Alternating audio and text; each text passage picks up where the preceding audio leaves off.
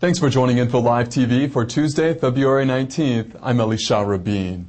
Iran called Israel a cancer and said the Jewish state will soon disappear. But the words of the Iranian ambassador in Beirut tell a different story.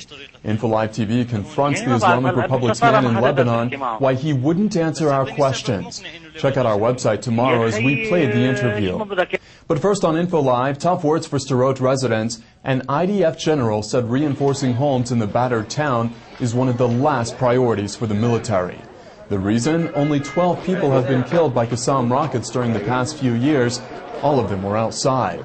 Furthermore, Kassam rocket attacks dropped during the past year. The IDF general who made the statement said the government should take military action instead. New intelligence from the Shin Bet confirms that Hezbollah is planning to kill Israeli government ministers the first chance it gets. With that in mind, the government decided to force all ministers to take a security detail. The measure especially extends to ministers traveling abroad. The financial implications are expected to be quite large, since the government will now need to pay for flights and hotels for security.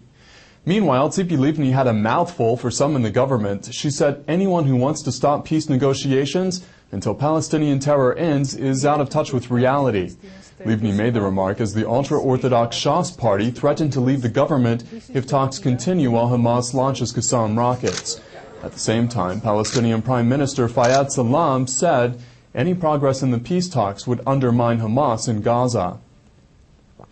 Well, some say the British are the long-lost tribe of Israel, but never has Israeli interest in British football been bigger. Israeli coach Abraham Grant is coaching London's Chelsea Football Club, and Israeli Tal Ben is playing for the team.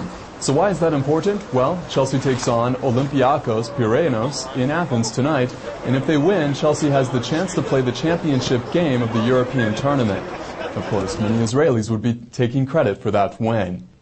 Whether she wins or not, Israeli tennis sensation AthensShahar Pe is making news on her own time. Pe is the first Israeli to compete in the WTA's Doha match as the tour makes its way around the world. It's a big deal because Israel has no diplomatic relations with Qatar. Pe has reportedly spent a lot of time shopping, and she says she loves the food. Stay tuned to Info Live TV for an exclusive interview with a Lebanese journalist. He tells our reporter that Ehud Barak should watch his back. And they were brutally murdered in the Holocaust, but now the paintings of French Jews killed by the Nazis are making their way to Israel. We'll take you to an exhibition of uncommon proportions. Plus, the latest from AthensShahar Pe as she represents the Jewish state in the Persian Gulf. You're watching Info Live TV, Israel's only internet TV website, broadcasting in 4 languages from Jerusalem.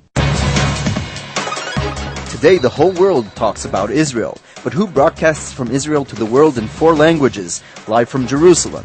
Info Live TV, the first international Israeli television channel that operates 24 hours a day, 7 days a week. Follow current events in Israel and the Middle East. Video features, interviews, news programs and news briefs live as history unfolds. If you want a direct link to Israel, access infolive.tv.